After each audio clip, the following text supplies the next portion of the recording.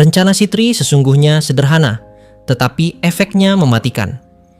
Ia mulai menebar rumor di ibu kota Zebrudya, rumor yang pada awalnya terdengar samar, namun makin lama menyebar seperti api yang tak terbendung.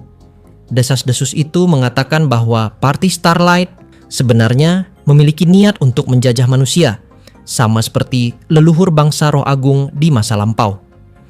Konon mereka tidak pernah benar-benar peduli pada aturan kerajaan, melainkan hanya menunggu waktu untuk menancapkan bendera mereka sendiri di tanah manusia.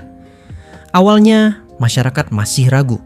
Reputasi Starlight memang buruk, arogan, keras kepala, suka berbuat semaunya. Tetapi kekuatan mereka terlalu besar untuk diabaikan.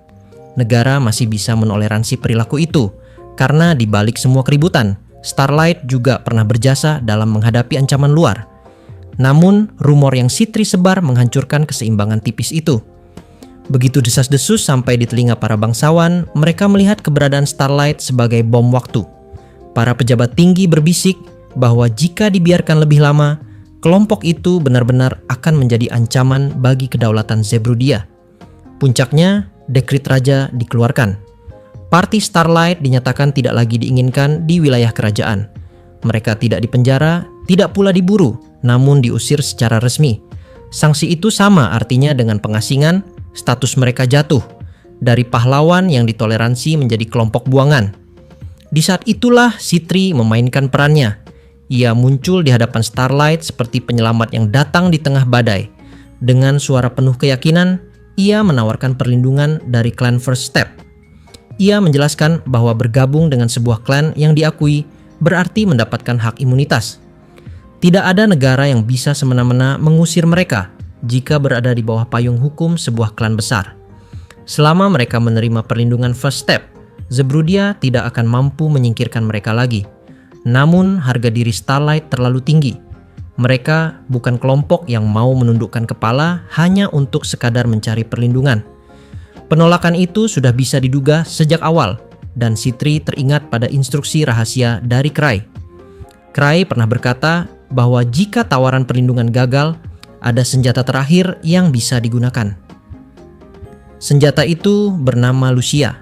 Krai dengan dingin menilai obsesi Starlight terhadap gadis itu. Mereka percaya Lucia adalah satu-satunya manusia jenius yang dapat menandingi para penyihir wanita noble spirit, sesuatu yang mustahil menurut sejarah.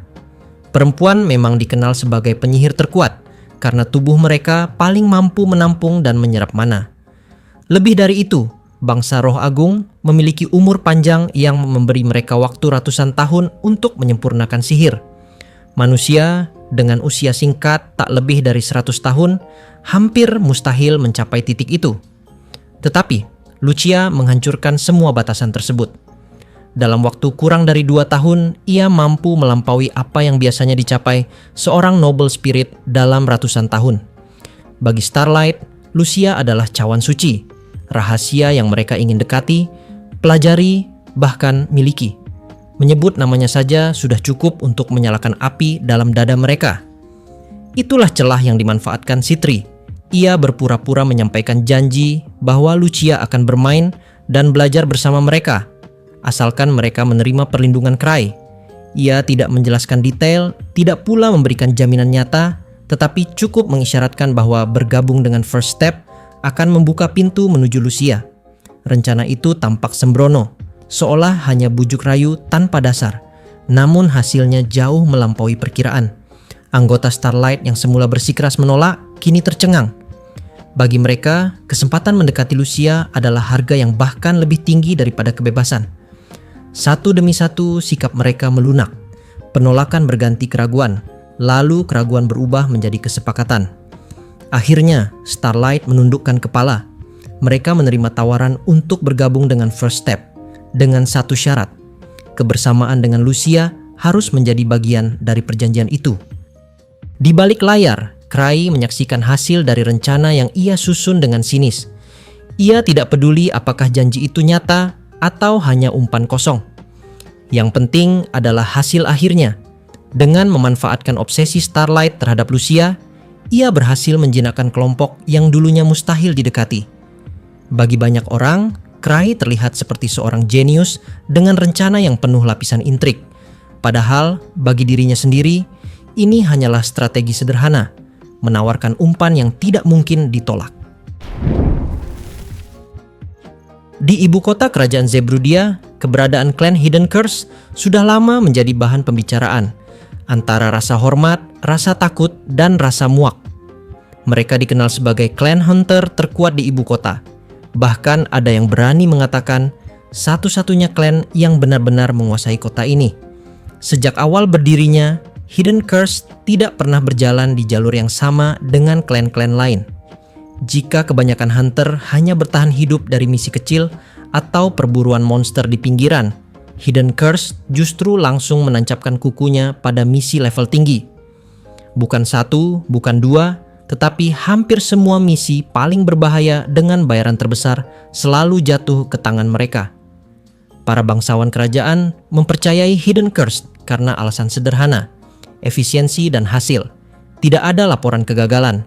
Setiap kali ada ancaman besar, raid monster, penyergapan gerombolan iblis, atau artefak kuno berbahaya yang harus diamankan, nama Hidden Curse selalu dipanggil lebih dulu. Bahkan sebelum guild hunter lain sempat mendengar pengumuman misi, Hidden Curse sudah mendapat restu untuk mengeksekusinya. Akibatnya, terbentuklah sebuah monopoli terselubung. Bagi para hunter biasa, kesempatan untuk berkembang nyaris tertutup. Mereka hanya kebagian sisa-sisa misi kecil, pengawalan pedagang, berburu binatang liar, atau membersihkan dungeon kelas rendah. Semua jalur menuju puncak, semua misi bergengsi yang bisa mengangkat nama, sudah disapu bersih oleh Hidden Curse. Tak sedikit yang mencoba memprotes. Beberapa klan menuntut agar guild pusat membuat sistem pembagian yang lebih adil. Namun, keluhan itu selalu tenggelam. Rosemary Puropos, sang ketua Hidden Curse, berdiri terlalu tinggi. Ia adalah hunter level 8, sebuah gelar yang hanya dimiliki segelintir orang di seluruh dunia. Siapa yang berani menentangnya? Bahkan Dewan Kerajaan sekalipun harus mempertimbangkan 2 kali sebelum menyinggung Hidden Curse. Bukan hanya itu, struktur internal mereka pun rapih dan menakutkan. Hidden Curse terbagi menjadi beberapa parti utama, masing-masing diisi dengan para magus kelas tinggi. 2 parti yang paling menonjol adalah Parti Term Apokris. Term, wakil ketua klan, adalah seorang magus karismatik dengan ambisi besar. Ia punya koneksi kuat dengan organisasi rahasia Rubah Ekor 9, menjadikan partinya bukan hanya unit tempur, tetapi juga jaringan politik dan intelijen berlapis. Parti Junior Mari dan Aldebaran. Meski disebut junior karena usia, kemampuan mereka jauh di atas standar. Mereka masih remaja, namun sudah digadang-gadang akan mewarisi masa depan Hidden Curse. Dominasi ini berjalan bertahun-tahun, bahkan mendekati 1 generasi. Bagi para hunter muda, Hidden Curse adalah langit-langit kaca yang tak bisa ditembus. Mereka yang bercita-cita menjadi legenda harus menerima kenyataan pahit. Semua sorotan, semua penghargaan, semua kemuliaan sudah terkunci di tangan satu klan. Ironinya, kondisi timpang ini justru membuat reputasi Hidden Curse semakin besar. Makin lama mereka berkuasa, makin kuat pengaruhnya. Makin lama mereka memonopoli, makin sulit orang lain menyaingi. Sebuah lingkaran setan. Di tengah semua itu, berdirilah sosok Rosemary Puropos. Sosok yang mengangkat Hidden Curse dari sekadar klan elit menjadi penguasa ibu kota. Dengan hanya 1 jurus fireball, ia menaklukkan musuh-musuhnya, meratakan pertempuran, dan membungkam semua keraguan. Sederhana, namun absolut. Api itu menjadi simbol bahwa tak ada yang bisa melawan Hidden Curse.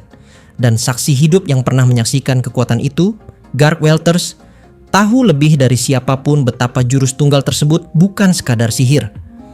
Itu adalah penegasan kekuasaan. Alasan mengapa Hidden Curse bisa berdiri di puncak dunia hunter begitu lama tanpa tergoyahkan.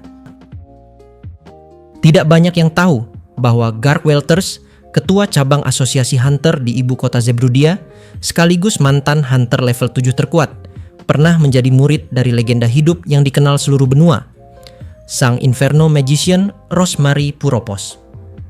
Sejak kecil, Garg bukanlah siapa-siapa. Ia datang ke Zerbrudia pada usia 10 tahun melalui program transmigrasi desa, hanya anak kurus berdebu yang tak punya arah hidup. Namun, takdir menaruhnya di bawah bimbingan Rosemary. Pada saat itu, dunia sudah mengenal namanya, wanita dengan rambut merah menyala yang mampu mengendalikan api hingga pada tingkat yang dianggap melawan hukum alam. Rosemary telah menjadi hunter level 8 di usia 28 tahun dan sejak saat itu namanya tak pernah jatuh dari puncak. Bagi Garg, ia bukan sekadar guru. Ia adalah mimpi sekaligus mimpi buruk. Misi pertama yang Rosemary berikan kepadanya tidak main-main.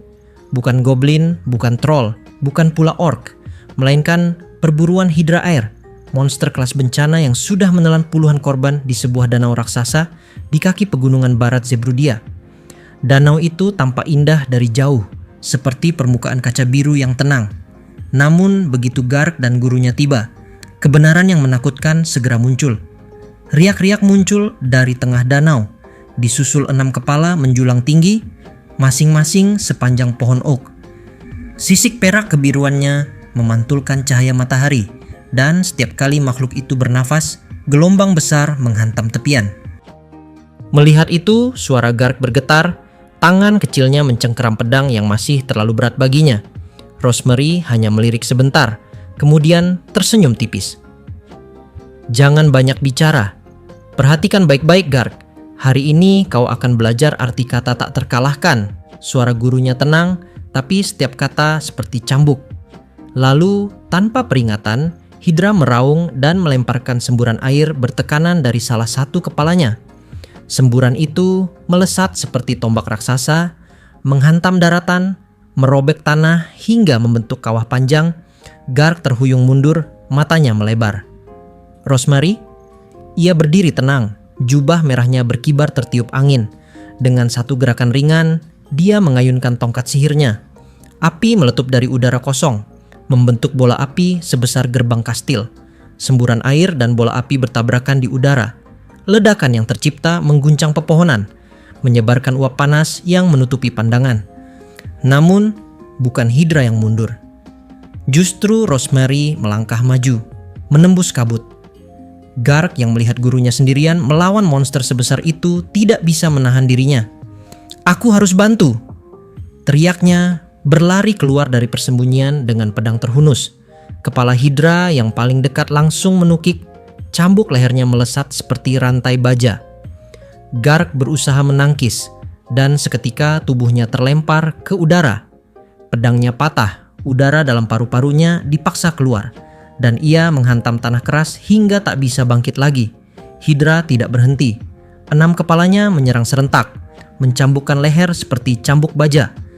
Sementara dari tubuhnya, puluhan tentakel basah yang menyerupai akar laut meronta, setiap ujungnya mengeluarkan percikan listrik biru. Saat satu tentakel terpotong, 2 baru segera tumbuh. Saat satu kepala terbakar, 2 yang baru menyembul dari luka yang mendidih. Itu adalah definisi regenerasi tanpa akhir, monster yang tak bisa mati. Namun Rosemary hanya mendengus. Air, regenerasi, daging yang tak habis. Semua itu tidak berarti di hadapan apiku. Tongkat sihirnya bergetar. Api tidak lagi hanya muncul sebagai bola, melainkan membentuk pilar-pilar merah menyala yang menembus awan. Ia tidak menunggu Hydra menyerang. Dialah yang menerkam balik. Gelombang panas melanda danau. Air mendidih. Permukaan yang tadinya biru jernih berubah menjadi kabut putih, kemudian merah, lalu oranye. Satu persatu kepala Hydra berteriak. Uap dari tubuhnya mengisi udara, namun regenerasi yang seharusnya membuatnya abadi mulai gagal. Setiap kali jaringan baru tumbuh, api Rosemary langsung melahapnya. Hydra menggeliat, tentakel-tentakel seperti cambuk terbakar, menjerit tanpa suara. Tubuh raksasanya menggelembung, dagingnya melepuh, hingga akhirnya dengan satu teriakan terakhir, ia runtuh ke dalam danau. Danau yang dulu indah kini mendidih bagai kawah neraka. Tidak ada lagi regenerasi, tidak ada lagi kepala baru, tidak ada lagi kehidupan. Hanya abu, uap, dan api yang menguasai segalanya. Garg yang masih tergeletak hanya bisa menatap dengan mata terbelalak. Ia tak tahu apakah harus bersujud atau melarikan diri dari sosok gurunya sendiri. Hari itu ia belajar satu hal. Rosemary tidak hanya menggunakan api. Ia memaksa alam untuk tunduk pada dirinya. Air, uap, regenerasi. Semua runtuh di bawah dominasi nyalanya. Dan di sanalah lahir julukan yang kelak menggema di seluruh benua. yaitu Inferno Magician. Berita mengenai pertempuran itu tidak berhenti di lokasi kejadian. Para penduduk desa yang selamat, para hunter muda yang hanya mampu menonton dari kejauhan, semuanya membawa pulang kisah yang sama. Mereka menceritakan tentang seorang wanita yang membakar habis seekor hidra, memaksa regenerasinya sia-sia, dan mengeringkan danau dengan nyala api tunggal. Cerita itu bergulir cepat. Di ibu kota Zebruddia, kisah ini menjadi legenda dalam hitungan minggu.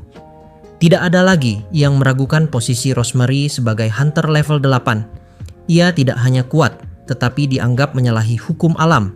Api yang menundukkan air, sebuah simbol kekuatan mutlak yang tidak bisa dijelaskan oleh logika sihir biasa. Garg sendiri, meski pulang dengan tubuh rusak dan jiwa yang terguncang, menjadi saksi hidup yang memperkuat cerita itu. Namanya disebut-sebut dalam laporan resmi Asosiasi Hunter, dan dari sana kisah itu menyebar lebih jauh lagi, menyeberang kerajaan, melintasi benua, hingga mencapai telinga mereka yang sebelumnya bahkan tidak mengenal nama Zebruddia. Sejak peristiwa itu, reputasi Rosemary Puropos terkunci selamanya dalam sejarah, dan dominasi klan Hidden Cursed pun menguat dari hari ke hari. Dengan nama besar Rosemary di puncak, mereka menguasai seluruh misi bernilai tinggi di ibu kota. Scene pun kembali berpindah menuju ke masa sekarang. Kisah tentang Rosemary yang membakar hidra, legenda yang mengukuhkan dominasi Hidden Curse selama puluhan tahun, perlahan mulai terkikis oleh perubahan zaman. Dominasi yang begitu lama tak tergoyahkan akhirnya menghadapi tantangan baru. Di ibu kota Zebruddia, sebuah klan muda bernama First Step muncul bagaikan badai. Dipimpin oleh Cry Andre, sosok yang dahulu hanya dianggap remeh, klan ini berkembang dengan kecepatan yang mustahil diprediksi siapapun. Dari sekadar pendatang baru, mereka menjelma menjadi kekuatan yang harus diperhitungkan, bahkan mulai merebut perhatian bangsawan dan asosiasi hunter. Kebangkitan mereka tidak datang begitu saja. Cry memiliki dua senjata andalan yang mengubah segalanya. Pertama, Arc Rodin, hunter muda terkuat yang dielu-elukan sebagai favorit para bangsawan. Sosok dengan karisma sekaligus kekuatan yang membuat kaum elit menaruh harapan besar.